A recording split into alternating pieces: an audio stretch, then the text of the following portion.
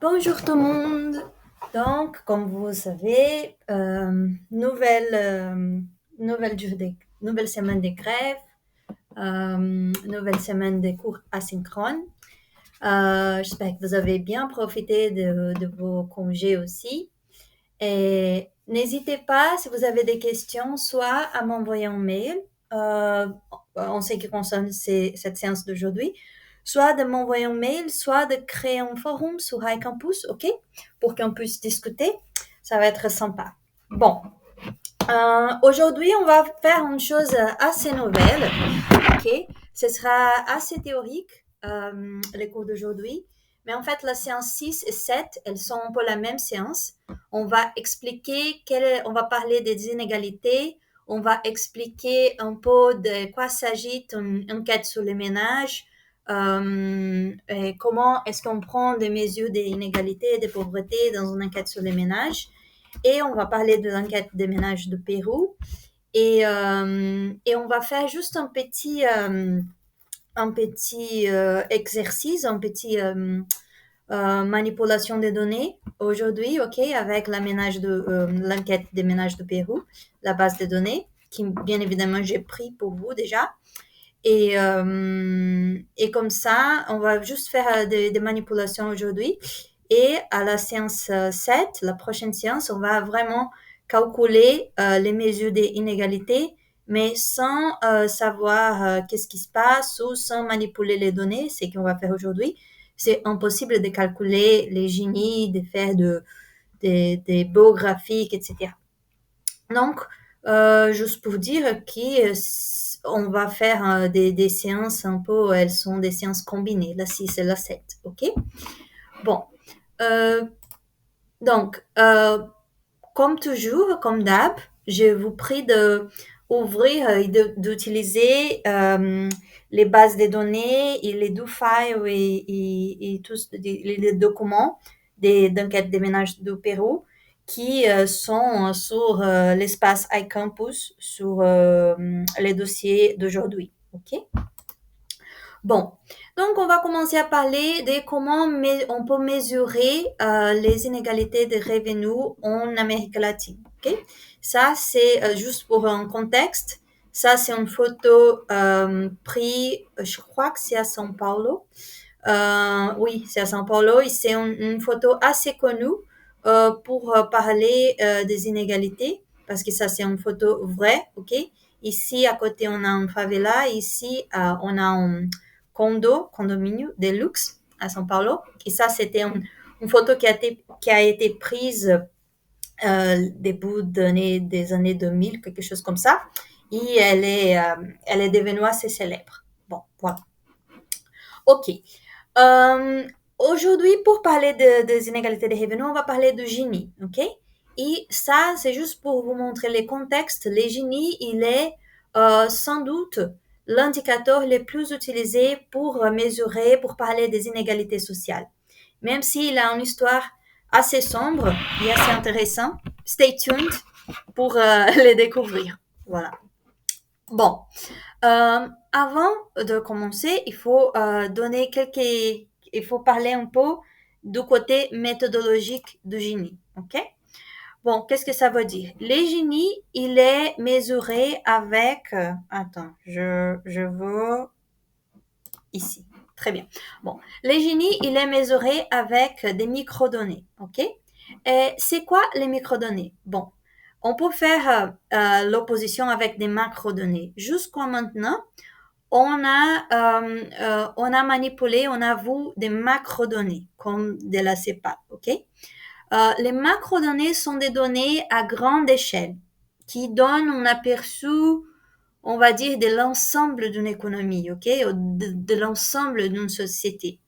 Et ça, il y a par exemple les produits intérieurs bruts, les taux de chômage, la population, etc.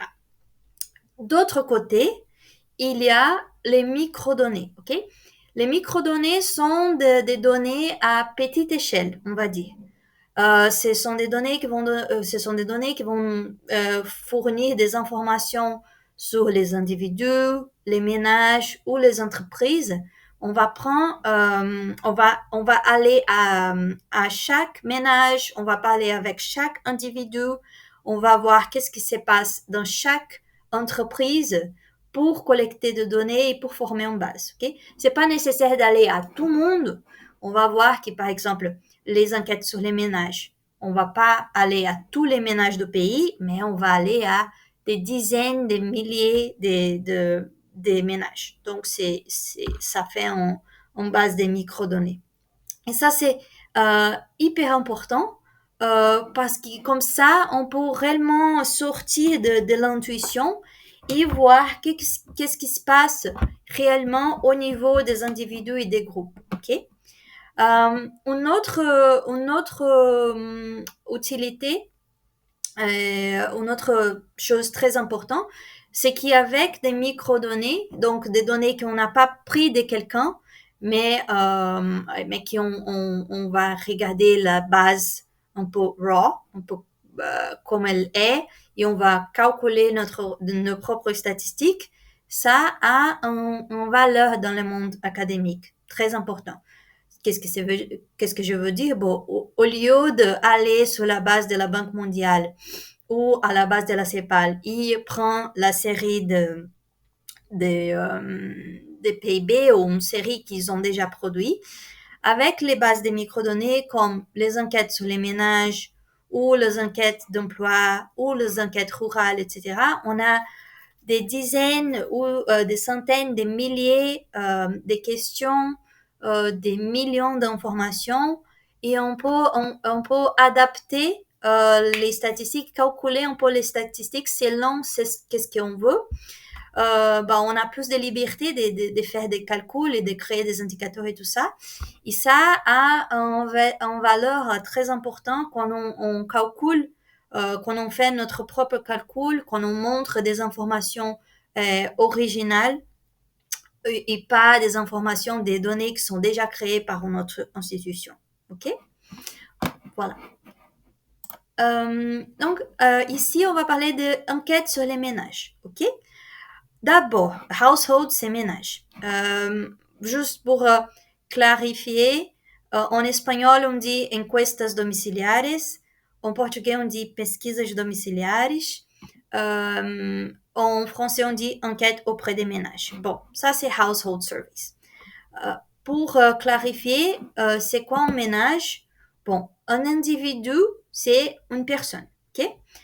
Un ménage, c'est un groupe de personnes, un groupe d'individus qui vivent ensemble et qui partagent les dépenses de la vie courante, comme une famille ou un groupe de colocataires, par exemple.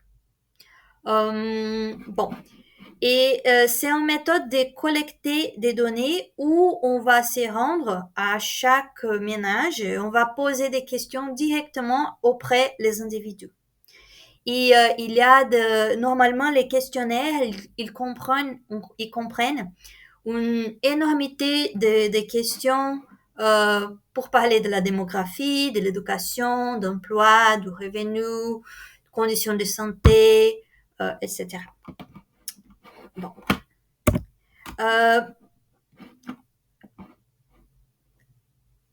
Pardon, j'ai eu un petit problème technique ici. Bon. Et les enquêtes sur les ménages, ils travaillent avec des échantillons, ok? Ils sont basés sur des échantillons. On a déjà vu ça au premier semestre. Les échantillons sont une partie de la population. Les problèmes, c'est qu'il est nécessaire que ces échantillons-là, comme on a vu, ils soient représentatifs les plus représentatifs possibles de toute la population, ok? Parce que, bien évidemment, on va prendre un groupe de personnes qui, normalement, il n'est pas exactement équivalent à la population en général. Et donc, on a ces processus de pondération, ok? La pondération, c'est les processus par lesquels on va, disons, à 10 000 ménages et on peut dire que les résultats vont être représentatifs de 10 millions de ménages du pays, ok? Donc, il est nécessaire que l'échantillon il est les plus représentatives possibles de la population. Qu'est-ce que je veux dire? Par exemple, qui la proportion d'hommes et de femmes dans l'échantillon, il est le plus proche possible de la population. La proportion de personnes qui vivent au milieu rural et au milieu urbain, il est le plus proche possible de ce qui se passe vraiment dans la population. La partie des salariés et les chômeurs, des chômeurs, etc. Bon, mais bien évidemment, il y a dans la vie réelle, il y a beaucoup de problèmes, même si on essaie de faire en sorte que l'échantillon il est le plus proche possible de la population. Euh, Ça arrive qu'il y a des problèmes, on n'arrive pas à parler avec tout le monde, on n'arrive pas à conclure les questionnaires pour tous les ménages. Et les processus de pondération, c'est justement ces processus où on va ajuster les données de l'enquête pour corriger les différences qui peuvent apparaître entre l'échantillon et la population. Comment ça? Je vous donne un exemple plus concret. On va imaginer, par exemple, que la population réelle, ok, notre population réelle, elle est composée de 60% des personnes ici vivant au milieu urbain, et 40% des personnes vivant en milieu rural, ok? Mais qui, pour quelques raisons, par exemple parce que c'est très difficile d'aller au milieu rural et de parler avec les ménages là-bas, dans notre échantillon ici, on a fini avec 90% des personnes qui étaient au milieu urbain, des ménages, et 20% des personnes au milieu rural. Comment est-ce qu'on va corriger ça? Ça, c'est justement les processus des pondérations. Bon, comment on pratique? On parle des poids, ok? On va avoir une variable dans les enquêtes sur les ménages qui elle s'appelle les poids ou la pondération. Et qu'est-ce que cette variable elle va faire? Elle va faire en sorte que chaque réponse d'un ménage urbain va compter moins, ok? Et chaque réponse d'un ménage rural va compter plus. Et comme ça, on va corriger ces problèmes-là. Okay? Je répète, avec la pondération, avec la variable des pondérations, chaque réponse urbaine, comme ici l'échantillon, la partie urbaine, elle est plus large que dans la réalité, bah, pour faire en sorte que ça devient plus proche de ça, qu'est-ce qu'on va faire avec cette variable de poids? On va faire en sorte que des réponses de ces groupes-là, ils comptent moins, et les réponses de ces groupes-là, ils comptent plus. OK? Voilà. Ces poids-là, il va garantir que les différents groupes de la population, ils vont être représentatifs, ils vont être dans une proportion plus similaire à celle de la population en général. Bon, ne vous inquiétez pas, les calculs de poids, les calculs de la pondération, les calculs de cette variable-là, il est un processus assez complexe parce qu'on ne parle pas que de urbain et rural, on parle aussi des hommes et des femmes, des chômeurs et des salariés, des personnes âgées, des personnes adultes. Bon, donc c'est un processus compliqué, ok, de prendre tout ça en compte, mais les statisticiens, ils arrivent, normalement ça marche très bien, mais dans les enquêtes sur les ménages, il y a déjà la variable poids, la variable de pondération de chaque ménage, elle est déjà préparée. Ok? On va voir ça en pratique, ça va être plus clair. Bon, mais c'est juste pour vous expliquer qu'on va utiliser cette histoire de pondération et bon, pourquoi elle est là, qu'est-ce que ça veut dire. On va utiliser pour les cours d'aujourd'hui et les prochains cours, comme j'ai dit, la Household Survey du Pérou, ok? Encuesta Nacional de Hogares. Mais en fait, tous les pays ou la plupart des pays font des enquêtes auprès des ménages. Elle est peut-être l'une là ou l'une des sources les plus importantes des données pour capter des phénomènes politiques, économiques, sociaux, etc. Et ici, si vous avez, on va parler du Pérou, mais sur Wikipédia, il y a, si vous tapez List of National and International Statistical Services, il y a la liste de tous les instituts de statistiques de presque tout le monde, ok? Et dans les sites de chaque institut de statistique, il y aura normalement des données, des enquêtes auprès des ménages de chaque pays. Ici, si vous voulez, normalement, si on était en présentiel, qu'est-ce que je ferais? Je vous montrerai en réalité comment ça marche, ok? Mais vous pouvez se rendre au site de INE, qui c'est l'Institut national de statistique et informatique du Pérou, et pour montrer en réalité comment on peut arriver à obtenir des données. Bon, voilà. Mais je pense que c'est assez facile. Normalement, c'est ici, encuestas y registros, ok? Bon, dans n'importe quelle page d'un institut de statistique, il y aura toujours une partie données, une partie enquête, une partie pesquisas. Bah, et vous pouvez voir qu'il y a la partie encuestas auprès des ménages et vous pouvez télécharger les données. Je pense qu'on va voir ça en plus de détails après quelques diapos. Bon, un exemple de ce qu'on peut prendre de type d'informations intéressantes qu'on peut capter avec les enquêtes sur les ménages. Ici, comme vous pouvez voir, la source, c'est INE, Encuesta Nacional de Hogares, qui c'est justement l'enquête qu'on va utiliser. Ici, par exemple, ils vont prendre les dépenses moyennes des ménages, ok, les dépenses moyennes per capita par habitant de chaque ménage et sa variation en fait. Parce que ce qui est important des enquêtes sur les ménages, c'est qu'elles sont régulières. Donc ici, par exemple, on a au INE, au Pérou, on a ça à chaque année. Ok, il y a d'autres pays qui les font à chaque 2 ans. Il y a des pays qui font plus régulièrement. Mais de toute façon, ça, c'est intéressant parce qu'on peut capter les tendances.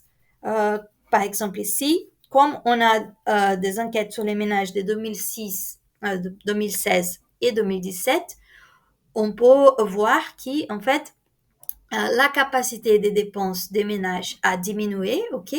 On va voir ici la variation procentuelle au milieu rural, par exemple, les dépenses moyennes per capita par habitant, elle a diminué de 1,3%.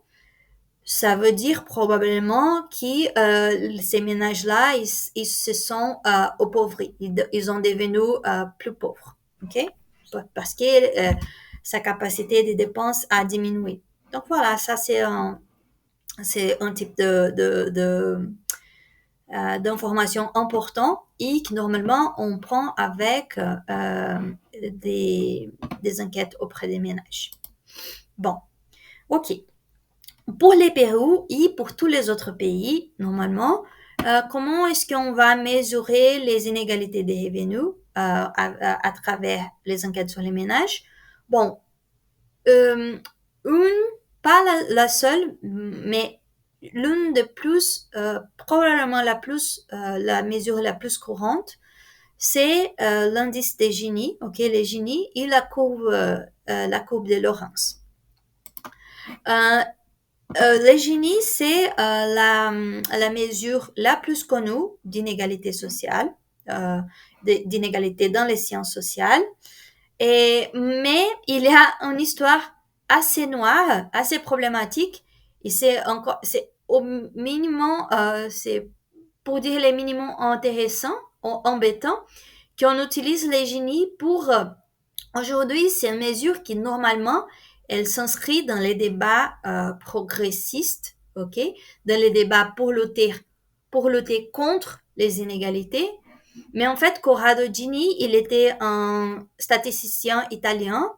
Il était ouvertement nazi, ok, pas d'une façon figurée, mais il était littéralement parti du mouvement fasciste, naziste. Et euh, l'un de ses articles les plus connus, il s'appelle The Scientific Basis of Fascism. Et c'était un peu genre de montrer comment les statistiques, c'était un peu genre d'utiliser les statistiques, de montrer comment les statistiques, elles pourraient être utilisées pour justifier et pour soutenir les politiques eugénistes. Et voilà, ça c'est l'histoire du génie. C'est assez embêtant qu'aujourd'hui on utilise les génies pour parler de inégalité sociale d'une façon progressiste. Mais voilà, si vous étiez pas au courant que le monde n'a pas de sens, voilà, maintenant vous le savez. Bon, bref. Les Gini Index pour parler de l'Amérique latine, ça c'est assez important parce que normalement, qu'est-ce qui se passe? L'Amérique latine, comme on a vu déjà au semestre 1, l'Amérique latine, elle n'est pas nécessairement la région la plus pauvre au monde, mais elle apparaît, les données montrent qu'elle est la plus inégale. Ok? Bien évidemment, ça dépend de comment on mesure les inégalités. Ça peut être, les Moyen-Orient, il est aussi assez inégal, mais comme on sait, capter, ça peut être problématique, ça peut être assez difficile de bien capter des données. Mais normalement, quand on calcule les Gini des pays et des régions, l'Amérique latine, elle est soit la plus élevée, soit l'une des plus élevées. Okay? Les Gini coefficients, les coefficients des Gini, comment est-ce qu'on va les calculer? Bon, les coefficients de Gini, ils varient de 0 à 1. OK? Il va toujours varier de 0 à 1. Ça peut arriver qu'il varie aussi de 0 à 100. Mais l'interprétation, elle est la même. Il y a une échelle de 0 à 1 ou 0 à 100. OK? 0, ça veut dire égalité totale. Ça veut dire que tout le monde dans la société a la même quantité de quelque chose, par exemple des revenus, ok? Tout le monde a la même somme de revenus, les Gini, il est zéro, ok? Zéro, c'est la situation d'égalité totale. Et 1 signifie la situation d'inégalité totale. Ça veut dire que juste une personne dans la population a tous les revenus ou toutes les propriétés ou tous les salaires. Bon, bien évidemment, il n'y a pas des sociétés complètement égalitaires et ni des sociétés complètement inégalitaires où une personne a tous les revenus du pays. Donc, normalement, dans tous les cas, les Gini, ils varient entre quelque chose. Il n'est jamais 0, il n'est jamais 1, il va varier entre ces deux valeurs. Mais, par conséquence, les plus élevés les Gini et les plus inégales est une région ou un pays ou quelque chose ou un groupe. Par exemple, ici, on voit que pour ça, c'est les données de 2011. Et on va voir que les Gini de l'Amérique latine, elle est en moyen de 52, ok, 0,52. Et pour les pays de l'OECD, par exemple, il est de 0,33. Ça veut dire que les Gini ici, il est plus élevé Pourquoi? Parce qu'on est plus proche des 1, on est plus proche de la situation des inégalités totales. On va voir comment, qu'est-ce que ça veut dire en fait, c'est 1, pourquoi, mais bon, les plus élevés en génie, les plus inégales. On on n'utilise pas les génies pas que pour parler des inégalités des revenus, ok? Il est une mesure des inégalités qui peut être appliquée pour plusieurs variables, y compris les salaires, les inégalités des salaires, les inégalités de la taille des propriétés, les inégalités des années de scolarité, de scolarisation, voilà. Ici, qu'est-ce qu'on a? On a une autre base, on a une autre donnée avec les génies. Et je voudrais vous montrer comment c'est intéressant l'interprétation. Ici, on a une mesure des inégalités des revenus dès 2019. Et 100, c'est l'inégalité maximale. Donc, c'est comme les 1, ok? Ici, on sait implicitement que ça, c'est un génie parce que ça va varier de 0 à 100. Et qu'est-ce qu'on peut voir? Before taxes and transfers, ça veut dire avant les impôts et les transferts de l'État, ok, du gouvernement. Et les bleus plus, ça c'est les bleus plus foncés. Les bleus plus clairs, c'est après les génies, l'inégalité après les impôts et les transferts du gouvernement. Ça, c'est la base des données de la OECD publiée par The Economist. Bon, quelle est l'interprétation de ça? On prend par exemple les Brésil. Les Brésil, on avoue qu'avant les impôts et les transferts du gouvernement, par exemple les allocations familiales, les allocations retraite, etc. Avant tout ça, le Brésil avait un indice d'inégalité de presque 60. Okay? Après l'incidence des impôts et l'incidence des transferts du gouvernement, il a un génie de 49, quelque chose comme ça. Qu'est-ce que ça veut dire? Pourquoi? Et pourquoi, par exemple, dans la OECD, il est beaucoup plus large? Bon, oups. Au Brésil, par exemple, on sait bon, pas qu'au Brésil, mais partout dans le monde, l'idée, c'est que les impôts, normalement, idéalement, les impôts vont servir comme une forme de réduire des inégalités, ok?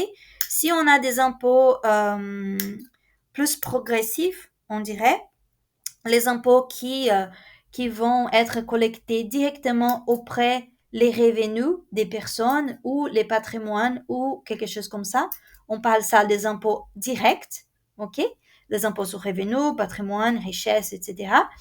Là, ce sont des impôts qui on peut les adapter selon les niveaux de richesse d'une personne. Donc, par exemple, dans un monde idéal, du côté progressivité, du côté réduction des inégalités, qu'est-ce qu'on ferait? Bah, on va dire que les plus riches vont payer plus d'impôts et les personnes moins aisées vont payer soit ne vont pas payer des impôts, soit vont payer une partie beaucoup plus réduite de ces revenus en forme d'impôts. Ok? Donc, les impôts sont une façon, si on adapte la quantité d'impôts, les poids des impôts, selon les niveaux de revenus de chaque personne, comme ça, on peut réduire les inégalités parce qu'on va imposer les plus riches relativement plus que les plus pauvres. Donc, les taxes progressives sont une façon de réduire l'inégalité. Ça, c'est le contraire des taxes régressives. Par exemple, les taxes sur les produits, les taxes sur la consommation. Parce que si moi, je m'achète un sac de riz, par exemple, et Bernard Arnault, il s'achète un sac de riz, on va payer la même quantité d'impôts, parce que c'est les impôts qui sont dans les sacs de riz. Mais, bien évidemment, la quantité d'impôts que je vais payer, elle est une partie beaucoup plus large de mon revenu que d'une personne plus riche. Ok. Et comme ça, on comprend qu'est-ce que ça veut dire ces graphiques-là. Il dit qu'avant les impôts et avant les transferts, parce que les transferts, c'est une autre façon de réduire les inégalités. Bien évidemment, si les transferts du gouvernement, par exemple les allocations familiales, ils sont dirigés aux plus pauvres, normalement, quand on parle d'allocations d'assistance, comme on dit en portugais. Et bon, si on donne des allocations aux plus pauvres, ça a normalement, on espère, un effet pour réduire les inégalités. Même si on pourrait mettre ça en pause, cette dynamique en question, parce qu'au Brésil, normalement, par exemple, on va financer les allocations de Bolsa Familia en grande partie avec les impôts sur la consommation. Donc, que les pauvres vont payer plus que les riches. Donc voilà, c'est un peu un système un peu n'importe quoi, mais bon, ça c'est pas le thème. Le thème, c'est que je veux dire, c'est qu'avant les impôts et les transférences, les allocations et tout ça, les génies, il était là, l'inégalité des revenus, elle était là. Après les impôts et les allocations, les génies, il s'est réduit.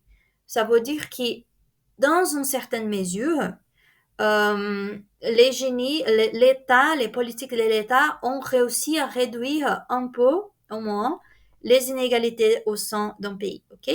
Ça, c'est intéressant parce qu'on peut voir les potentiels progressifs de la politique tributaire et sociale d'un pays. Ici, par exemple, le Costa Rica, on peut voir qu'à la base, elle est moins inégale que le Brésil, ok? Mais que aussi son système d'impôts et son système social, il est moins progressif dans le sens qu'il a une capacité plus réduite de changer les inégalités. Voilà. Le Mexique, c'est presque nul. Il commençait, les pays de l'Europe, les pays de l'OECD, normalement, ils ont une quantité d'impôts, ils ont un système d'impôts où il y a un poids plus large pour les impôts directs qu'en Amérique latine. Ok. Ça veut dire qu'il y a un potentiel de réduction des inégalités plus élevé.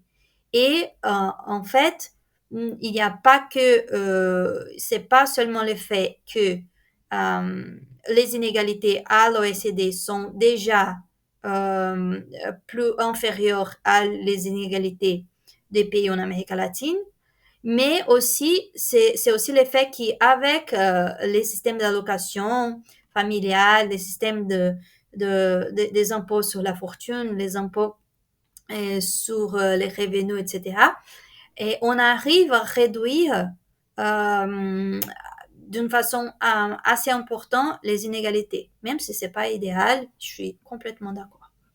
Voilà. Bon, normalement, les pays ayant un Gini entre 0,5 et 0,7 sont décrits comme les pays assez inégaux. C'est le cas d'une grande partie des pays en Amérique latine. Et normalement, les pays ayant un Gini entre 0,2, 0,35, 0,4, si on voulait, sont des pays avec une distribution relativement égalitaire du revenu. Ici, c'est une autre façon de montrer comment on peut regarder cette histoire de Gini. Ça, c'est une charte assez intéressante publiée par la CEPAL, ok? Et qu'est-ce que ça veut dire? On va lire. Amérique latine, la population en situation de pauvreté, des pauvretés extrêmes et l'indice de Gini pour 2017. Donc, les indices de Gini, c'est la couleur de chaque pays, ok? On va voir ici, bon, au fur et à mesure que ça devient plus foncé, c'est que les Gini augmentent. Donc, ça signifie que les pays les plus inégaux. Et sans surprise, le Brésil et le Mexique sont parmi les pays les plus inégaux, ok, selon l'indice de Gini. Et l'Argentine, par exemple, ou le Venezuela sont, non, sont des pays relativement moins inégaux. Et c'est intéressant parce que l'inégalité et la pauvreté n'ont rien à voir. Euh, il y a plusieurs mesures, plusieurs arguments à travers lesquels on peut dire que la pauvreté en Venezuela, elle est beaucoup plus importante que dans d'autres pays. Et ça n'empêche pas le fait qu'elle est moins inégalitaire. Ok. Euh, bon, une autre situation, une autre chose qu'on peut capter de cette charte, les cercles lilas, il est la population en situation de pauvreté. Ok. Et les cercles en violet, il est la population en situation de extrême pauvreté. Et comme ça, c'est qu'on peut lire, même si ça c'est en termes, ça c'est, je sais pas si ça c'est en termes absolus, non, ça c'est en proportion de la population. Probablement si on regarde, ouais, c'est en pourcentage, voilà. Donc c'est ça c'est un pourcentage de la population. Ça c'est intéressant parce que par exemple en Bolivie, on n'a pas qu'une population très importante en situation de pauvreté, ok, 35% de la population elle est en pauvreté, mais la partie en situation d'extrême pauvreté, elle est énorme. Okay? Donc l'incidence de l'extrême pauvreté, elle est assez importante. C'est différent d'autres pays comme par exemple l'Argentine. L'Argentine, il y a une grande partie de la population, une partie importante de la population qui est pauvre, mais la population en extrême pauvreté n'est pas si importante comme la Bolivie. Donc la proportion, elle est différente. Voilà, ça c'est juste un petit exemple de comment on peut utiliser ces types de données pour vous donner un peu de comparaison. Comment est-ce qu'on calcule la population en situation de pauvreté, des pauvretés extrêmes? Une façon assez courante de calculer pauvreté et pauvreté extrême, c'est d'utiliser des enquêtes sur les ménages. Okay? Et on a ça dans l'enquête du Pérou, par exemple. Qu'est-ce qu'on va faire? On va calculer une ligne de pauvreté, un seuil de pauvreté, par exemple 100 euros par mois, quelque chose comme ça. Exemple, ok? Et on va regarder les revenus mensuels de tous les ménages qu'on a interviewés. Et la population, les ménages ou les individus, n'importe, qui gagnent moins de 100 euros par mois, ils vont être considérés comme pauvres. Et les gens qui gagnent plus de 100 euros par mois, ils vont être considérés comme non pauvres. Et après, on calcule quelle est la proportion des pauvres parmi l'ensemble de la population. Donc voilà, c'est ça, on utilise une ligne de pauvreté. Les gens qui sont au-dessous sont considérés comme pauvres. Pour vous donner un exemple concret, au Brésil, la ligne de pauvreté extrême en 2022, fin 2022, c'était de 168 reais par mois, qui, si on prend les taux d'échange d'aujourd'hui, c'est à peu près 31 euros par mois, ok?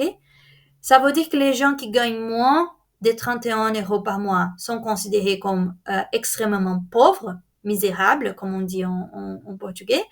Et les gens qui gagnent plus que ça sont considérés comme pas extrêmement pauvres. Pour la pauvreté, pas l'extrême pauvreté, mais pour la pauvreté, les gens qui gagnent moins que 486 reais par mois sont considérés comme pauvres. Ça veut dire que les gens qui gagnent ça en euros, c'est à peu près 85 euros par mois. Ça veut dire que les gens qui gagnent moins des 85 euros par mois sont considérés comme pauvres. Les gens qui gagnent plus que ça sont considérés comme non pauvres. Ça, c'est extrêmement important. Pourquoi? Tous ces tous ces populations pauvres ici, ok, par exemple le Brésil, là, ça c'est calculé avec une ligne de pauvreté, avec un critère presque absurde. Parce qu'ici, on est en train de dire que les gens qui gagnent moins de, par exemple, 85 euros au Brésil, ils sont pauvres. Ça veut dire que les gens qui gagnent, par exemple, 90 euros par mois, ils comptent pas comme pauvres. Ils sont pas là. OK? Alors, vous imaginez la quantité de gens qui gagnent 90, 100 euros par mois, 1200 euros par mois, et qui sont considérés comme non pauvres. Ils sont pas là. Mais en réalité, ils sont pauvres. Parce que, donc, ce que je veux dire, c'est que les seuils de pauvreté en général en Amérique latine sont très bas. En général, ils sont très bas. En Amérique latine, ils sont extrêmement bas. Donc, ça signifie qu'il y a un nombre énorme de personnes qui gagnent juste au-dessus, un peu plus, que les seuils de pauvreté. Par exemple, au Brésil, 100 euros par mois. Bon, bien évidemment, ça, c'est impossible de payer le loyer, la nourriture, de vivre correctement avec 100, 110 euros par mois, mais ils n'apparaissent pas comme pauvres, ok? Ils ne comptent pas parmi les pauvres. Ce qui signifie que la pauvreté dans les pays normalement et surtout en Amérique latine, elle est assez sous-estimée. Dans la pratique, elle est encore plus élevée qu'elle n'apparaît ici. Voilà. Une autre dernière remarque, la population qui se situe au-dessus, un peu plus, qu'elle est un peu on top, above, ok, de seuil de pauvreté, mais qui est encore en situation assez précaire. Elle est donc cette population qui elle ne compte pas comme pauvre, mais en pratique elle est pauvre. On l'appelle population vulnérable. Pourquoi? Parce que c'est elle qui risque toujours de tomber dans la pauvreté, surtout s'il y a un événement comme des crises économiques, une augmentation du chômage, quelque chose comme ça, ce qui est assez courant en Amérique latine.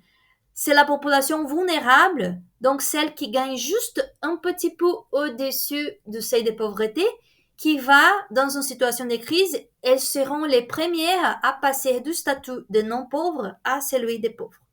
Donc c'est pour ça qu'on l'appelle les populations vulnérables. Donc toujours en situation de vulnérabilité, de tomber dans la pauvreté. Ok? Ok. Bon.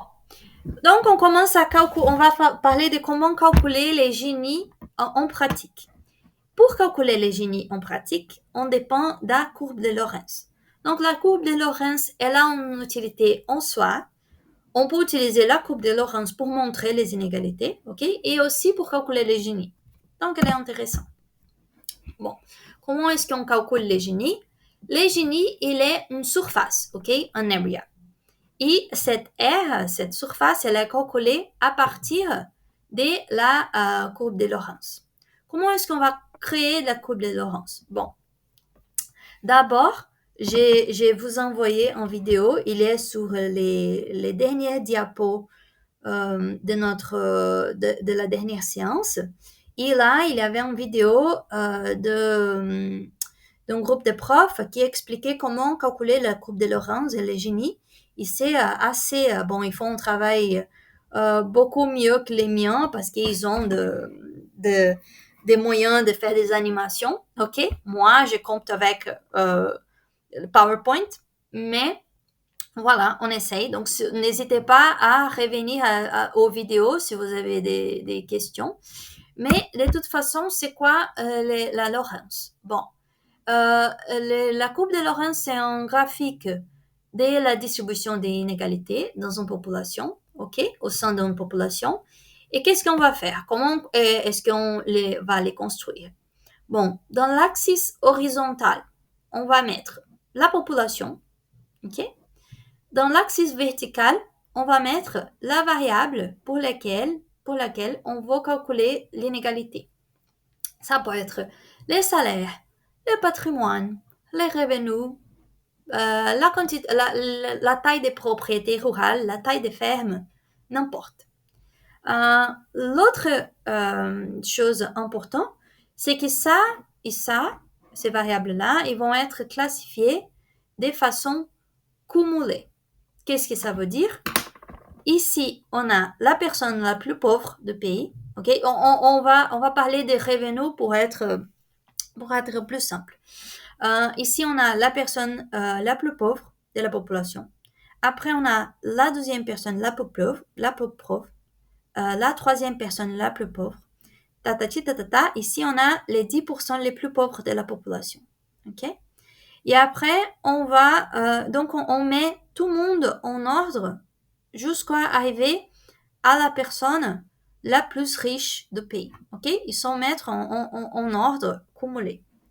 C'est cumulé parce que les 20%, par exemple, ici, bon, c'est évidemment les 10% plus l'autre, les 10% d'après, les 10% plus pauvres, plus ces groupes qui c'est pas les plus pauvres, mais encore plus pauvres.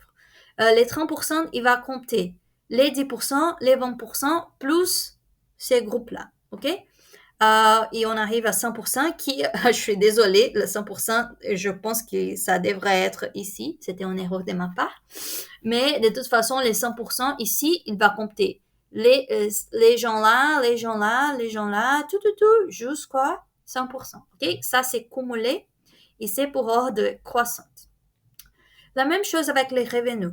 Ici, on a 1% de revenus des pays. Après, on a 2% de revenus des pays. Donc, les 1% plus 1%. Les 20% de revenus de pays, c'est justement 10% plus 10%. Donc, même histoire, on va mettre en ordre et de façon cumulée. Pourquoi ça? Ça semble un peu compliqué. Ça semble qu'il n'y a pas de sens, mais ça nous donne l'opportunité de faire une interprétation et de faire un graphique assez intéressant. Comment ça? Bon, là, on va la courbe de Lorenz, elle est ici, il y a deux ici, ok, pour les patrimoines et pour les niveaux de vie, que c'est les revenus. Ça, c'est des données réelles qui ont été prises de l'ANSSI, par exemple, je pense, par 2010. Mais je vais vous montrer, attends. Ici. Bon. La courbe de Lorenz, on va prendre les revenus, ok, les niveaux de vie, juste pour exemple. Comment est-ce qu'on calcule les Gini et la courbe de Lorenz? Bon. On commence par les plus faciles. Okay? Donc, ici, c'est la partie cumulée de la population, comme je viens d'expliquer. Ici, là, la part cumulée de la variable d'intérêt, dans notre cas, les revenus. Voilà. Et on commence par la ligne d'égalité parfaite. Ça, c'est la ligne où il n'y a pas, ça, c'est la situation où il n'y a pas d'inégalité. Comment ça et pourquoi ça? Bon, on imagine, par exemple, si 10% de la population ont 10% de revenus, hop, on est là, ok? Si 10% de la population ont 10% de revenus, on est dans une situation assez égalitaire. 20% les 20% de la population va avoir 20% de revenus total des pays. La moitié de la population va avoir la moitié ici de la revenu total du pays.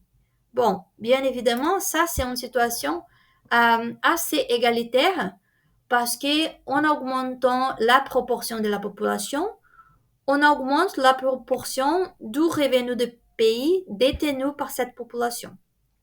Je répète, au fur et à mesure que j'augmente la proportion de la population ici, j'augmente aussi la proportion du revenu du pays qui est détenu par cette population. Ok? Ça, et ça arrive de façon uniforme, de façon constante. Et voilà pourquoi les vidéos, il est plus adapté pour ça, parce que ça, c'est assez moche. Bon, de toute façon, et ça va augmenter de manière uniforme, ok, de manière constante, car tout le monde va posséder la même somme d'argent. Voilà, c'est pour ça que c'est important. Alors, je ne sais pas si j'arrive à... Ah, eraser. Erase all income. Voilà. Bon. Alors, et c'est quoi la courbe de Lorentz? C'est la situation de la distribution réelle. C'est la vie réelle. Parce que, mes amis, dans la vie réelle et surtout dans la vie réelle du capitalisme néolibéral financiarisé, ça, c'est pas le cas. Non, non, non. Dans la réalité, on a la courbe de Lorentz, ok? Et la courbe de Lorentz, elle va dire que cette partie de la population va avoir cette partie des les revenus total. Je vais vous montrer quelle est la logique. Donc, on prend par exemple les revenus, ok, en France pour 2010. Bon, si on vient ici, par exemple, qu'est-ce qu'on voit? Qui 1% de la population n'a presque rien, 2% de la population n'ont presque rien, 10% de la population en France, ils ont combien de revenu total du pays? Peut-être 3%, ok? Les 20% les plus pauvres, ils ont à peu près 10% de la revenu du pays. Ça, c'est une situation d'inégalité parce que les plus pauvres ont moins et les plus riches ont plus. Bon, c'est facile de penser la moitié de la population. Dans une situation idéale, la moitié de la population aurait la moitié des revenus ici, ok, qu'on vient de voir. Mais dans la réalité, la moitié de la revenu en France, de la population en France, ils ont qu'un tiers à peu près du revenu total. On est là. Pour les patrimoines, c'est encore plus intéressant parce que normalement, et ça c'est vrai pour la France, pour le Brésil, pour tout le monde en fait. On parle beaucoup des inégalités de revenus, mais les inégalités de patrimoine, de richesse, elles sont encore plus élevées que les inégalités de revenus. Ok, ok. Et en fait, quand on parle des patrimoines, des richesses, les 50% de la population de la France ont moins de 10% des richesses totales du pays. Ok? Et en fait, les 90% les plus pauvres, on dirait, du pays, ils n'ont que la moitié du revenu total du pays, de le patrimoine total du pays. Bon, c'est par conséquence, bien évidemment, quelle est l'implication? Qu'on peut dire que les 10% les plus riches du pays concentrent moitié du patrimoine total du pays. Ok? Voilà. Bon, enough avec mes dessins moches.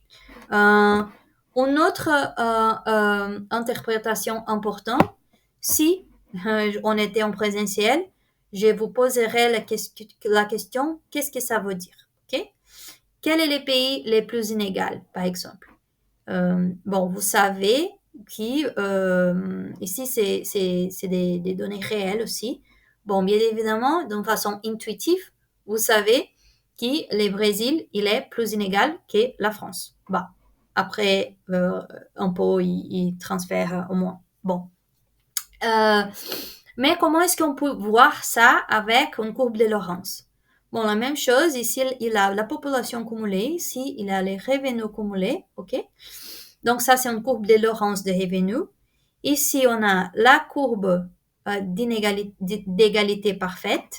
Donc, par exemple, les 20%, les 20% de la population ont 20% de revenus. Ça, c'est l'histoire des égalités parfaites. Et on voit, par exemple, que pour la France, les 20% du pays, les 20% plus pauvres ont par exemple 10% de revenu total. Et pour le Brésil, c'est encore moins que ça. OK? Par exemple, 5%, on dirait. Bon. Donc, conséquence, d'une façon graphique, les plus éloignés, la courbe de Lorentz, elle est de la courbe d'égalité parfaite, les plus inégal est un pays, ok? Ça, c'est un peu intuitif. Les plus éloignés on est d'une situation d'égalité parfaite, bah, les plus inégal on est, ok? Ça, c'est un peu évident.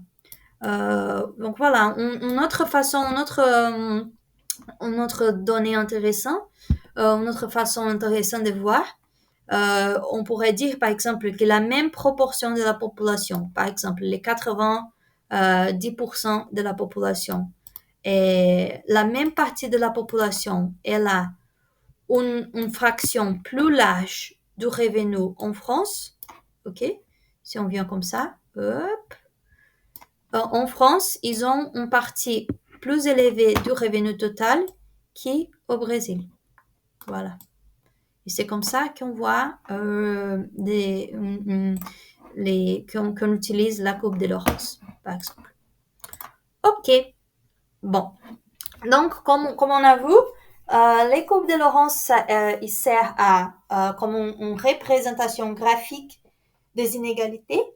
Il sert aussi comme la base pour calculer les Gini. Les plus éloignés, la courbe de Laurence, elle est dans la ligne de la situation d'égalité parfaite. Les plus inégales est un pays. Ok. Comment est-ce qu'on calcule l'indice de Gini à partir de la courbe de Laurence? Bon, quand on parle de Gini, un Gini de 0,5, un Gini de 0,3, bah, c'est quoi ça en fait? Bon, ça, les Gini, il est une aire, une surface, mais vous inquiétez pas, c'est pas nécessaire du tout de calculer les Gini, genre de faire les calculs mathématiques, ok? On a Stata pour faire ça pour nous, thank God. Mais c'est important l'interprétation, c'est important de savoir de quoi on parle. Les Gini, il va être justement en surface, laquelle il va être cette partie c'est bleu un peu violet ici, cette partie A, ok? Divisé par la partie totale. Bon, ici c'est la courbe, ça c'est la courbe de Laurence qu'on vient de voir, ok? Ça c'est la courbe des égalités parfaites, et ça c'est la courbe de Laurence. Donc les Gini, il est justement la distance, l'aire entre la courbe de Laurence et la situation des inégalités parfaites. En proportion de l'aire totale. Et ça, je sais que c'est un peu étonnant, mais ça fait du sens, en fait. Pourquoi? Parce que les plus inégalités, il existe, les plus la courbe de Laurence va être éloignée de la courbe d'égalité parfaite. OK? Non? On vient de voir ça. Qui le Brésil, la courbe elle est plus éloignée de la courbe d'égalité parfaite qu'en France. Donc, les plus éloignés, la courbe de Laurence, les plus inégales. Bon, si les plus éloignés, les plus inégales, ça veut dire que cette R-là, cette A ici, toute cette partie-là, ok? Hop, ici, ça veut dire que cette partie-là, elle est plus large, ok? Les plus éloignés d'une situation d'égalité parfaite, les plus larges, cette RA-là. Donc, les plus larges, les Gini. Parce que les Gini, il est justement la taille de cette partie-là en proportion de la taille totale de ce triangle. Voilà, c'est une histoire mathématique, mais l'important de savoir que les plus éloignés d'une situation d'égalité parfaite, les plus larges, cette R, cette surface, les plus larges, cette surface, les plus larges, les Gini, parce que les Gini, c'est une surface. Et voilà, donc c'est pour ça que 0,5, par exemple, si on compare 0,5 et 0,3, par exemple. OK? Un Gini de 0,3, il est en R plus petite, ici, et un Gini de 0,5, il correspond à un demi-cercle plus large. Bon, Vous pouvez voir ça sur YouTube aussi, sur la vidéo que j'ai montrée. Vous pouvez revenir à cette vidéo, lire sur ça sur Internet. Mais vous savez déjà que le génie, il est en air et il est plus large. Le génie, il est plus large cette surface-là. Voilà. Les plus distants on est de la situation d'égalité parfaite. Ça, c'est l'important. Bon. Après, c'est assez normal de trouver des valeurs de génie différentes, ok? Pour la France, pour l'Amérique latine, pour n'importe quoi. C'est normal dans et dehors Stata. Pourquoi? Parce que les résultats ils vont varier en fonction de plusieurs facteurs, y compris la formule qu'on utilise, l'indicateur qu'on utilise, la source de données, si on parle des inégalités par habitant, si on parle des inégalités par ménage, même la formule, si on utilise Stata, même, ça peut arriver que si on utilise Stata et on utilise par exemple R, un autre outil statistique, il y aura des petites variations dans la formule pour calculer l'air, pour calculer la surface du génie, et ça va changer les nombres exacts de génie. Donc, c'est pas étonnant de voir des valeurs différentes de génie pour une même période, pour un même pays, par exemple. Normalement, idéalement, si on fait les choses correctement, ces différences vont être marginales, ok? De toute façon, la méthode la plus fiable pour faire une comparaison à long terme, c'est d'utiliser la même méthodologie, la même source de données et de faire nous-mêmes les indicateurs pour comparer des années différentes. Donc, c'est un problème si on utilise des sources différentes et des indicateurs différents pour calculer les génies du Brésil, par exemple. Si je veux savoir si l'inégalité au Brésil, elle a augmenté de 2000 à 2022. Je ne peux pas prendre deux sources différentes de données, de prendre les revenus par ménage d'une année et les revenus individuels de notre année, de calculer un génie et de tirer une conclusion. OK? Ça, non.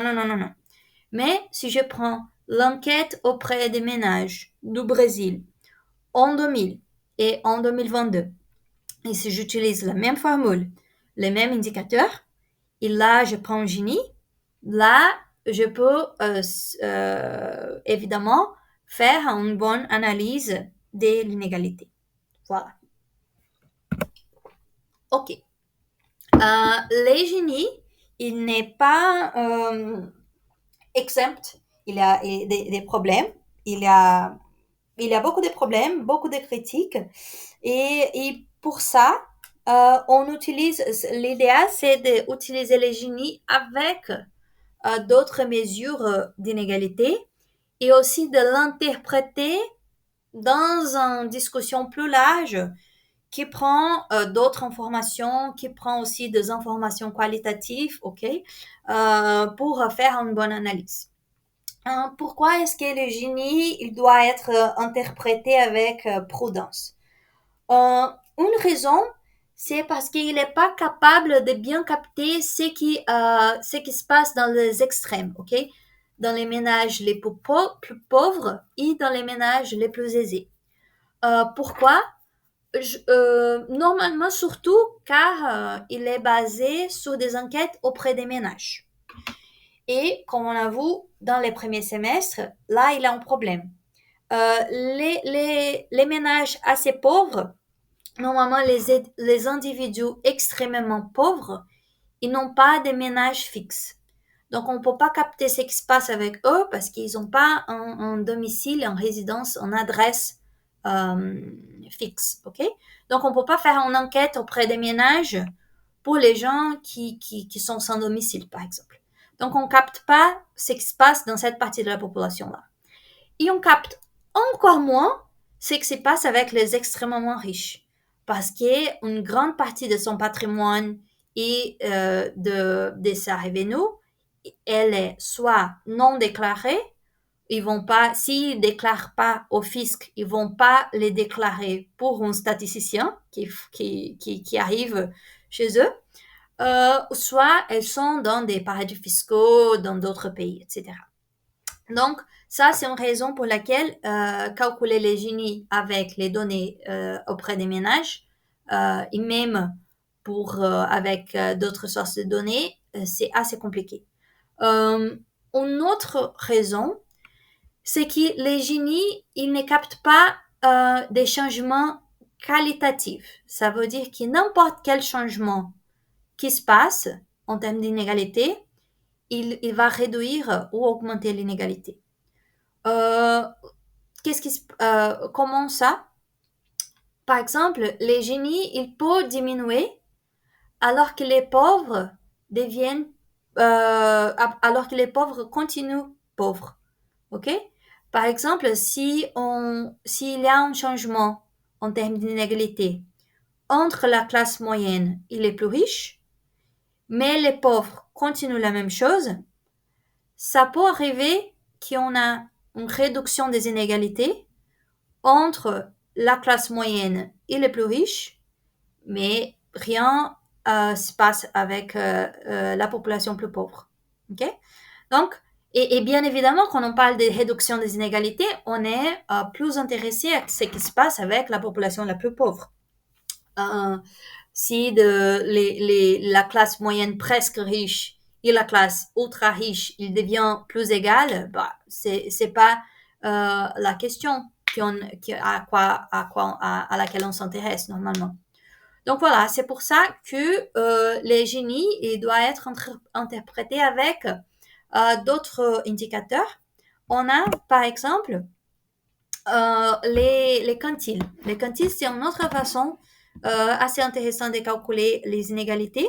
Vous savez qu'on parle beaucoup de ça, de 10% les plus riches, les 20% les plus riches, les 1% les plus riches, ou combien ils vont détenir du revenu total. Il y a les Palmer Ratio, c'est un indicateur assez connu pour parler des indicateurs sociaux et il est justement la partie du revenu total du revenu total du pays qui est détenue par les 10% plus riches relativement à la partie détenue par les 40% plus pauvres. Ok? Ça, c'est les Palmer Ratio. Ici, par exemple, il y a une autre façon de montrer les inégalités, qui c'est les revenus avant taxation détenus par les 1% les plus riches. Et comme on voit, ça c'est pour 2021. Ça c'est pas avec des données de la CEPAL. Je ne sais pas d'où viennent ces données-là, mais bon, apparemment c'est The Economist. Et je peux vérifier après. Mais bon, voilà, ça c'est aussi, ça donne une bonne information. Au Mexique, par exemple, plus de 20% de revenus, elle est détenue pour les 1% plus riches. On avoue aussi, dans notre cas, que le Mexique et le Brésil sont parmi, on a une donnée là, que c'est les 10% ou les 1%, je me rappelle plus, la partie de revenus détenus par les 10% plus riches ou les 1% plus riches. Et voilà, c'est un peu la même chose. Ok. Bon. Et en Stata. Comment est-ce qu'on peut faire ça en Stata? Bon. On va utiliser une chose qui s'appelle packages, ok? Paquets. En Stata, on calcule les Gini et la courbe de Laurence avec des packages, des paquets. Les paquets, c'est un outil, une ressource hyper intéressant en Stata, qui on n'a pas de la même façon ou on ne peut pas les prendre ou l'utiliser d'une façon facile comme en Stata avec d'autres softwares. C'est quoi l'histoire des paquets? Ils existent parce qu'en Stata, en R, normalement, ça c'est fait pour les statisticiens, ok? Ça c'est fait, ça c'est de la mathématique. Donc, il n'y a pas de commande par défaut pour faire certaines choses qui sont des statistiques, mais qui sont des statistiques en sciences sociales, ok? Ou en sciences humaines. Par exemple, on sait que les sciences sociales, l'économie, la sociologie, la politique, euh, euh, les sciences politiques, etc., on utilise des statistiques, mais c'est pas des mathos purs, c'est des statistiques des sciences sociales. On sait aussi que dans les domaines de la santé, de la biologie, ils utilisent des statistiques, mais c'est des statistiques adaptées pour la recherche, pour le développement des médicaments, etc. Donc, il n'y a pas de commandes par défaut pour calculer ce type de choses-là en Stata. Parce que Stata, c'est un software de statistiques pures. Mais ce que c'est intéressant, c'est qu'on peut utiliser les commandes écrites par l'utilisateur.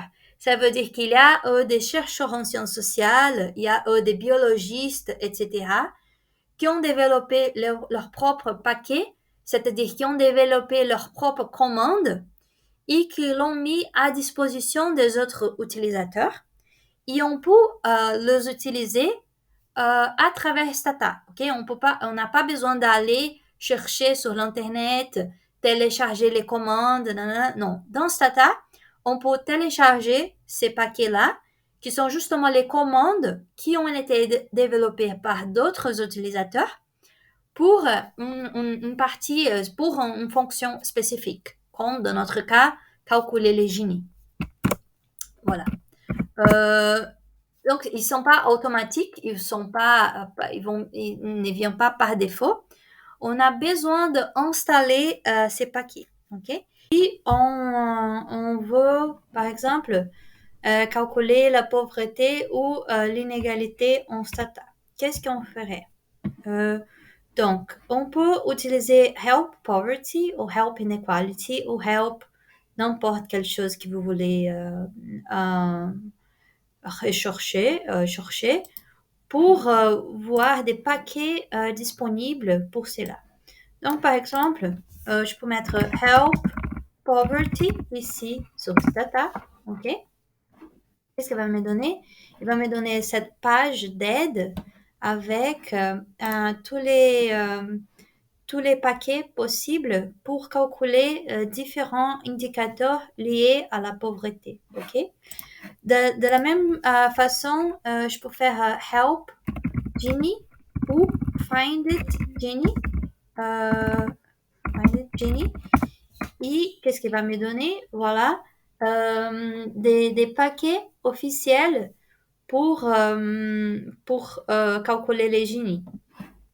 Voilà. Et ça, c'est le même processus pour n'importe quel type de statistiques pour lesquelles on veut chercher un paquet. OK? Donc, c'est très intéressant. On va voir après. Je vais vous expliquer après un peu plus cette histoire des paquets. Mais pour l'instant, vous savez déjà comment est-ce qu'on calcule. Il y a des paquets spécifiques pour ça. Un exemple. Je vais vous montrer Help Gini. Il y a tout un tas de paquets et quelle est la différence entre eux? Bon, ils ont été faits pour différentes personnes, pour différentes institutions et parfois ils servent à différentes choses. Ok?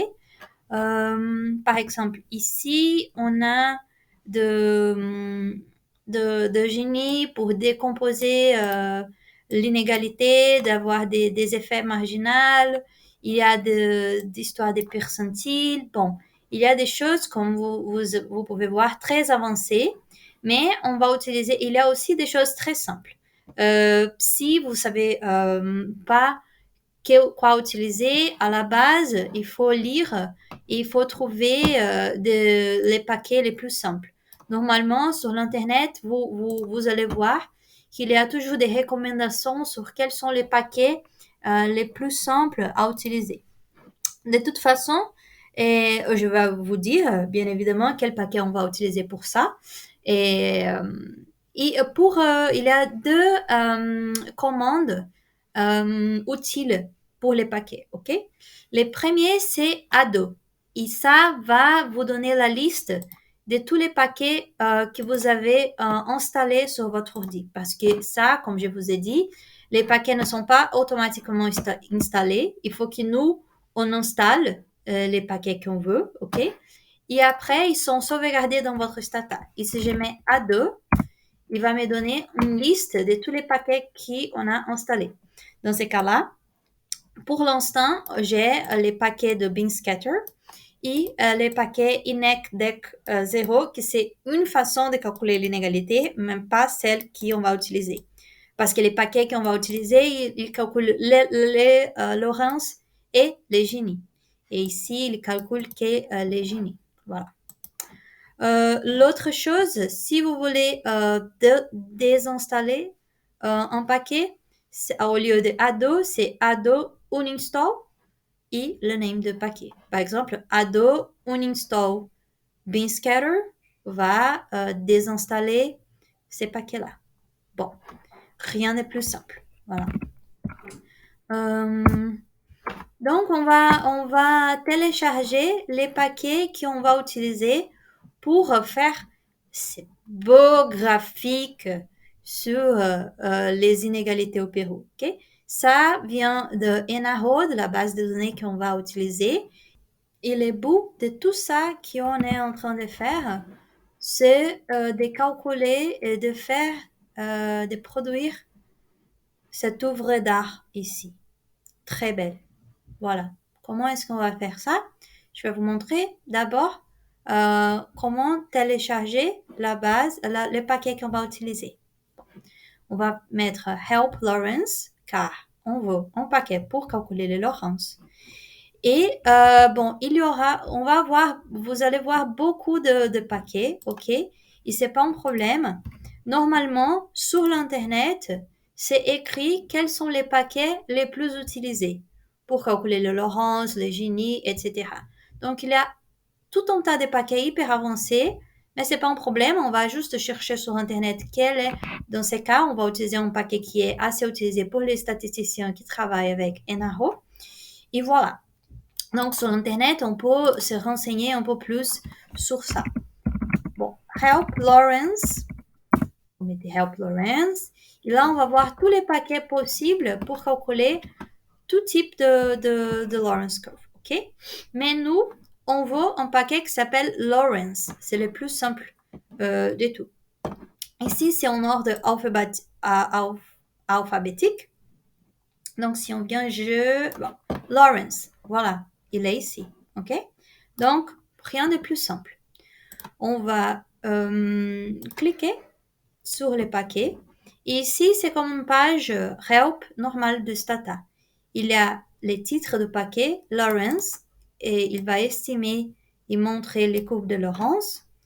Il y a deux choses ici que j'attire votre attention. Ici, c'est pour installer. Et cette partie-là, c'est Help ici, S-T-H-L-P, Help. Okay? Ça, il va nous dire comment écrire les commandes. C'est une page de Help normale. On va garder ça pour après. Mais l'intéressant, c'est d'installer les paquets pour l'instant. C'est ici.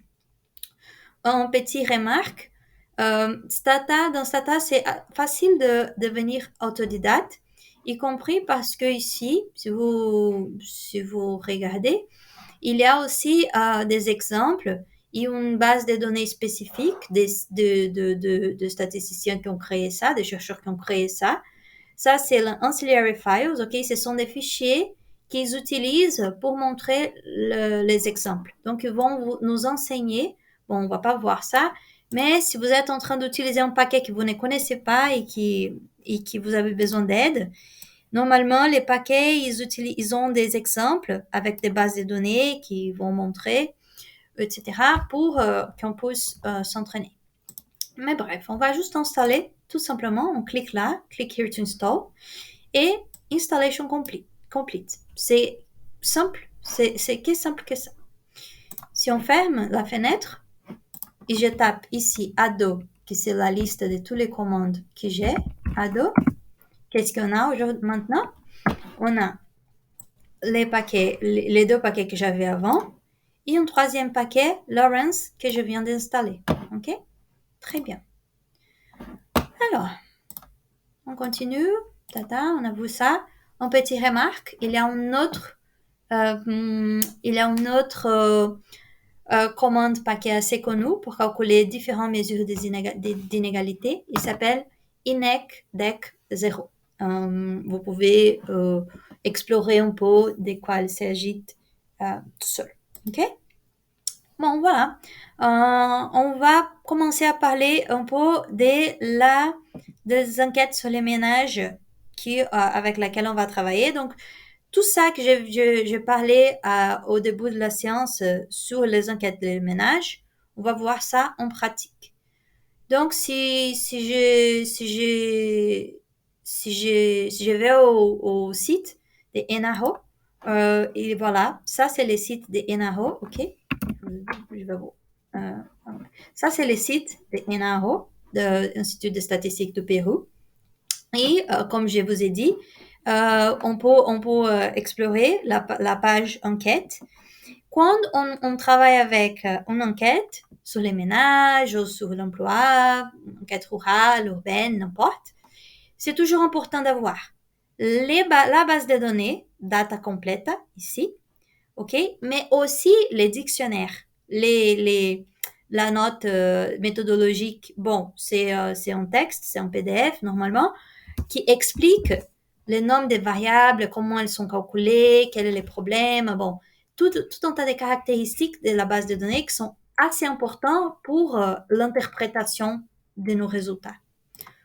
Bon, sur iCampus, vous allez voir que j'ai mis les documents plus importants pour parler des NAO.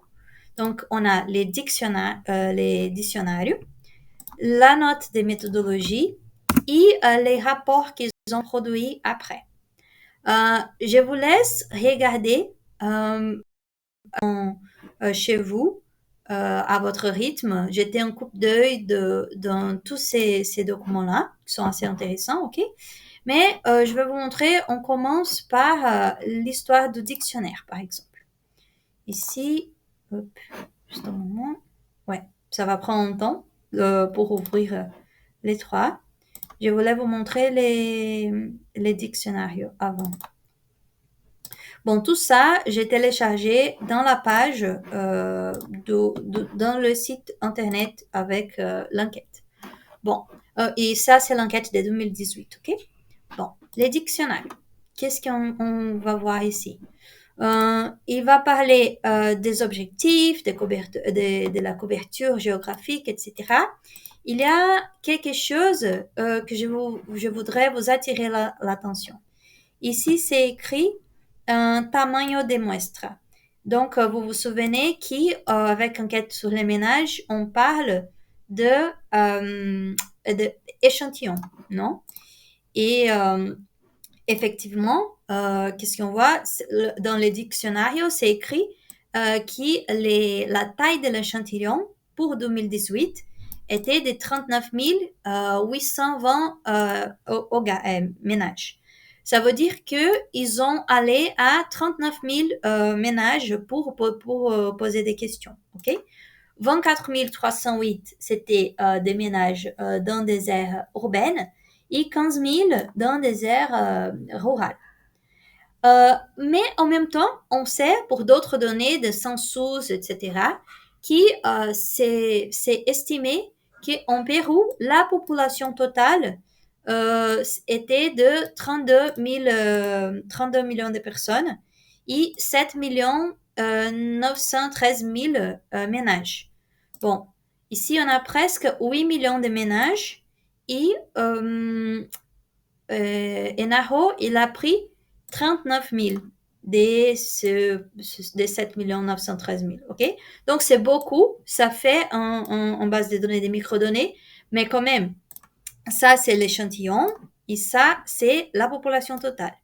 Donc, on va faire en sorte, donc on va utiliser la pondération pour garantir que ces ménages-là sont représentatifs de toute cette population. Une chose importante, par exemple, Et si on regarde les dictionnaires, ils ont dit que de tous les ménages qu'ils ont interviewés, 24 000 étaient dans la partie urbaine. 24 000 des 39 000, ça fait... Hop, attends. Bon, 24 000 des 39 820, ça fait à peu près 60%, ok? Donc 60% des ménages interviewés étaient dans la zone urbaine. Le problème, c'est que pour l'ensemble du pays, c'est estimé que 78% de la population habite dans les périmètres urbains, pas 60, ok? La population urbaine de la population totale, elle est plus large que dans l'échantillon.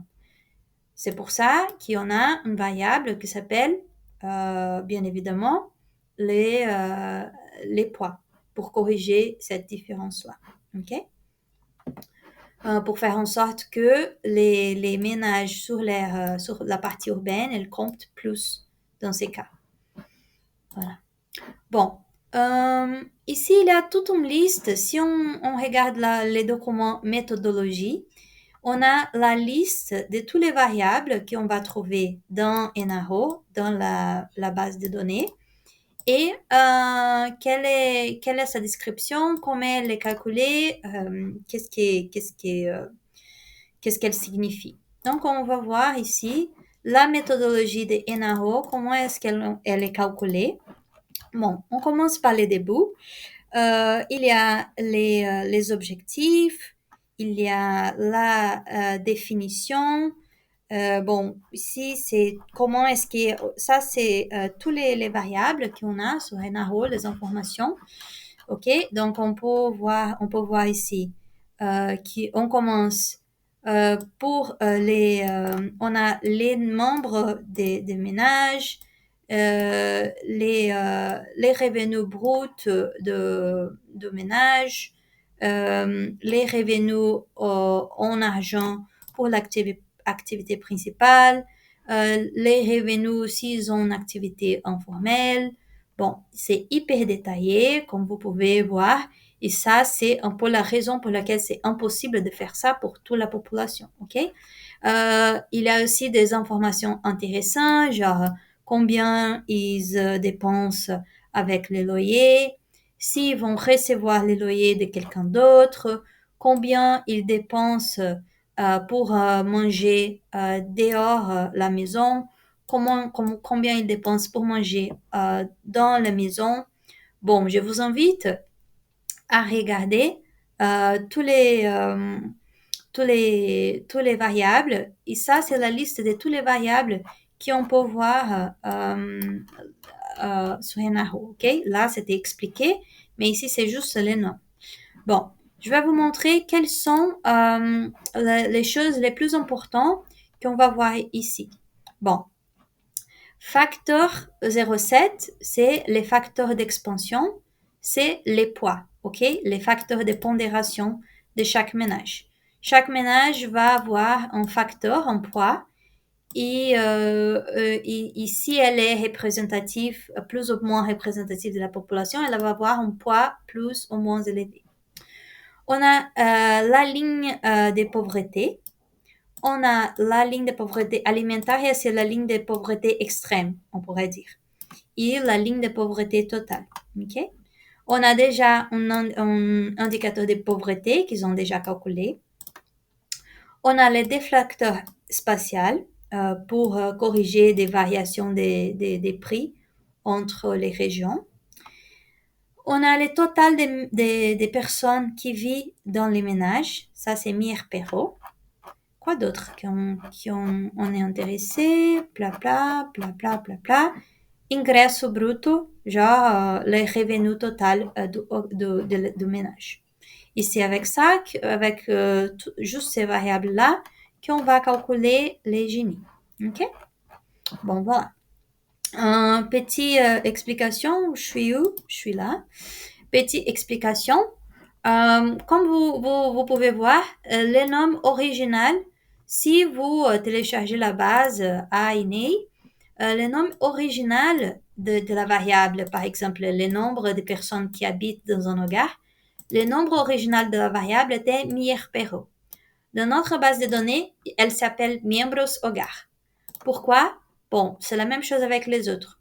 Moi, j'ai changé le nom de la variable parce qu'on va travailler beaucoup avec ces variables-là. Et c'est un peu bizarre d'avoir des commandes avec miérpero, inghod, ld. Bon, ça fait du code qui n'ont pas de sens, en fait, pour nous. Mais si on a une variable qui s'appelle les miembros del hogar, ou ingreso del hogar, ou peso del hogar, on est d'accord, c'est bien plus facile de comprendre qu'est-ce qu'on est en train de faire. Donc c'est ça, juste pour vous expliquer que moi, j'ai changé les noms de quelques variables, ok, c'est déjà fait. Et ici, c'est juste les variables qu'on va utiliser et quelle est l'explication. Bon. Pour finir, on a aussi les rapports de INEI qui INEI a fait avec qui INEI elle fait toutes les années avec les données des ENAHO. Okay? Et ça, c'est ces rapports ici, informe technico de l'évolution de la pauvreté et de l'inégalité. Bon, il y a tout un tas de indicateurs pour parler de l'évolution de la pauvreté et de l'inégalité au Pérou. Il y a, y compris avec l'histoire des déciles on a vu pendant les dernières séances, etc. Bon, mais c'est juste pour donner un exemple de l'utilisation de ce type de choses. Et ici, par exemple, c'est les graphiques, les tableaux 1.5. Et il parle de l'évolution de l'inégalité.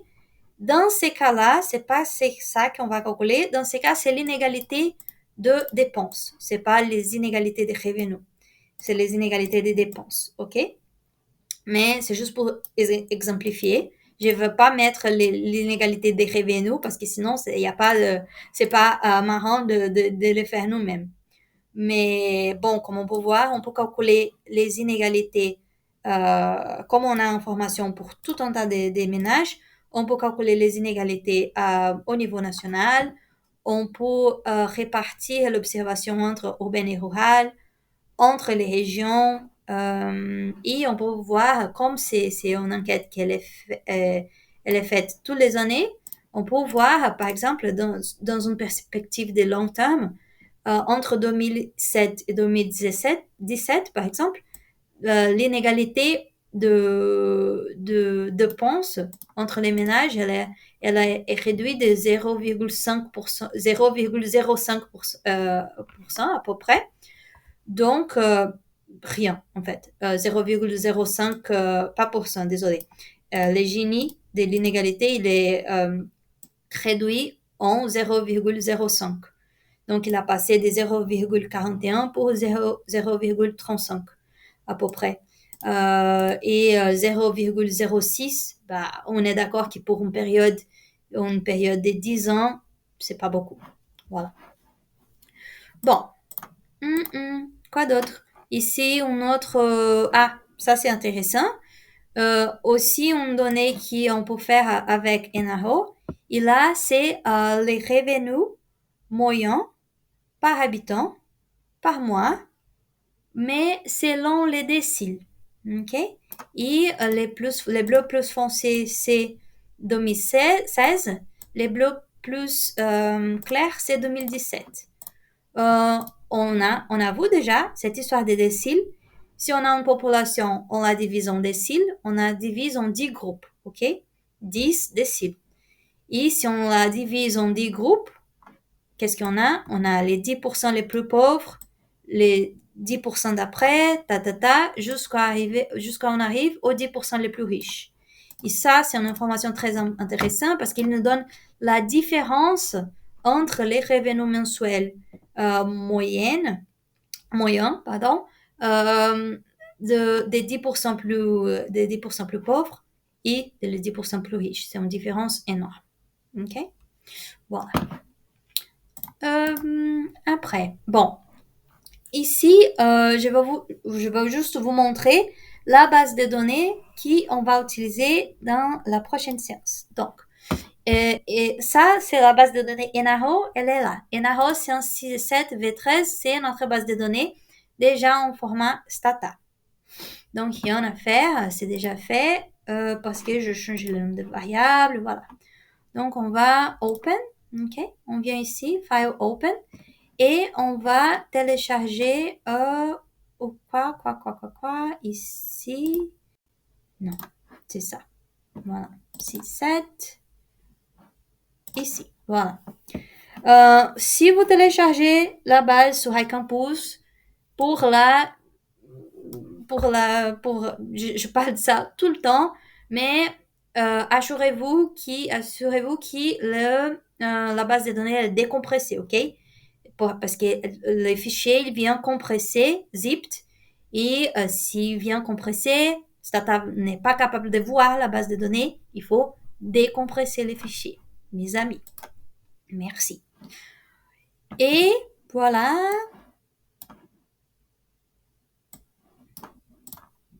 Hop. Bon. Voilà. Ouf, chaud. Bon, Stata, comme vous pouvez voir, comme la base elle est grande, elle est énorme, Stata il prend un temps pour la charger, mais c'est normal. Ici, on a tous les noms de tous les variables qu'on a, comme je vous déjà montré. On a les numéros de chaque ménage et où ils sont, ok, la région géographique, les totales des personnes, les dépenses, les différents types de dépenses avec le loyer, avec la nourriture, avec les électroniques, tout un tas de types de revenus aussi, les revenus de l'activité principale, les revenus des activités informelles, les revenus des allocations publiques, etc. Bon, il y a une énormité, comme vous pouvez voir, d'informations. On peut aller sur Browse, ici, Data Editor, Browse, ou on peut taper Browse pour vous montrer. Là, c'est, comme vous pouvez voir, on a tous les ménages et c'est effectivement une base avec un numéro assez important de ménages. Comme on a vu dans les PDF, effectivement 37 000 quelque chose. Voilà. Bon, après, il y a plein de choses intéressantes on peut explorer. Je vous invite à explorer par vous-même. Mais je vais juste vous montrer les variables qu'on va utiliser. Donc, si je compte ici CTRL-C, CTRL-V, oh là là, et on vient ici, Browse, Miembros del hogar, Piezas del hogar. Bon, je vais juste vous montrer. Ça, ce sont des variables qu'on va utiliser, ok? Donc, chaque ligne, c'est un ménage. Et pour chaque ligne, il y a les informations pour les ménages. Quelles informations?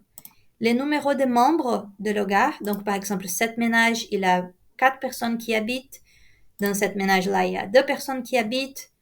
Dans celle-là, il y a 9 personnes qui habitent. Après, il a les revenus du ménage, ok? Les revenus total du ménage. Les facteurs de pondération, parce qu'il y a probablement ces ménages-là, ils ont un poids plus élevé que ces ménages-là. Bon, ça veut dire que si on regarde les caractéristiques des ménages tout ensemble, il y a moins de ce type de ménages dans l'échantillon que dans la population. OK? Donc, ils vont avoir un poids plus important pour compenser le fait qu'ils sont sous-représentés dans l'enquête. Voilà. Il y a aussi information urbaine rurale, l'information de quelle est la région et les déflateurs. Donc, ça, c'est la variation des prix. Bien évidemment que les coûts de vie à Paris, c'est pas les mêmes que les coûts de vie à la campagne, par exemple. Donc, on a toujours un indicateur, une variable de déflateur pour compter, pour éliminer cette variation, que c'est pas vraiment des variations de vie. Donc, si je gagne 1 000 € à Paris et si je gagne 1 000 € à la campagne, c'est pas la même chose. Donc, on a toujours, et ça va varier, pas qu'en fonction de la géographie, mais il y a il y a plusieurs raisons pour lesquelles on va utiliser le déflateur pour neutraliser les différences de prix. Okay? Une chose intéressante, on a la ligne de pauvreté. Et donc, qu'est-ce que ça veut dire? Que les gens qui gagnent moins de 1295 pesos, je crois, au Pérou vont être pauvres, et les gens qui gagnent plus que ça vont être non pauvres. Si vous regardez, la ligne de pauvreté, elle change. Et ça, c'est assez intéressant. Mais si vous observez bien, elle va changer exactement comme la région. OK? Donc, pour Sierra, c'est 200, pour les Sierra, c'est 295. Mais si on regarde les ménages à Selva, une autre région, c'est 315. Bon, ça veut dire que, justement, on va calculer la pauvreté, mais la ligne de pauvreté va changer selon la région. Parce que effectivement, je peux gagner, par exemple, 500 €. On va faire une métaphore avec la France. Si je gagne 500 € à Paris, je suis plus pauvre que si je gagne 500 € à la campagne. Okay? Donc, elle va changer selon la région. Ça, c'est intéressant. Voilà. Donc ça, c'est un peu la fin de ce qu'on va faire ici. Je vous ai dit qu'on allait faire des petites manipulations, mais je pense que le cours il est déjà assez grand, assez long. Donc, on va laisser ça pour la prochaine séance, OK? Dans la prochaine séance, on va justement transformer la revenu de ménage dans le revenu de chaque individu et on va calculer la courbe de Laurence et le Gini. Bon, si vous avez des questions, donc je vous invite à explorer les dictionnaires, la méthodologie, de regarder un peu l'informe des pauvretés, etc. Pour que vous puissiez comprendre quelles sont les données avec lesquelles on est en train de travailler. Si vous avez des questions, n'hésitez pas à les mettre sur un forum sur iCampus, de m'envoyer un mail, etc. Dernière chose, j'ai vu que c'est prévu une grève, un mouvement social assez important jeudi prochain, ok? Donc, j'imagine que la semaine prochaine, ça va être non, ça va être hyper compliqué par rapport à cette histoire d'avoir des cours ou non. Je sais qu'à Nation, les campus étaient fermés hier. Les campus étaient censés ouvrir aujourd'hui, mais il y avait un blocage. Bon, vous avez compris, c'est un peu les bazars au moment. Donc, on va continuer je vais vous dire ça par mail, mais on va faire la prochaine séance à distanciel aussi, asynchrone, comme celle-ci, parce que justement, on peut pas être sûr si l'université va être en mesure d'ouvrir ou non. On a en grève. Et bon, voilà, c'est un peu compliqué. Bon, c'est ça, mes amis. Merci beaucoup d'être ici avec moi. Et bon, on se voit à la semaine prochaine. Au revoir.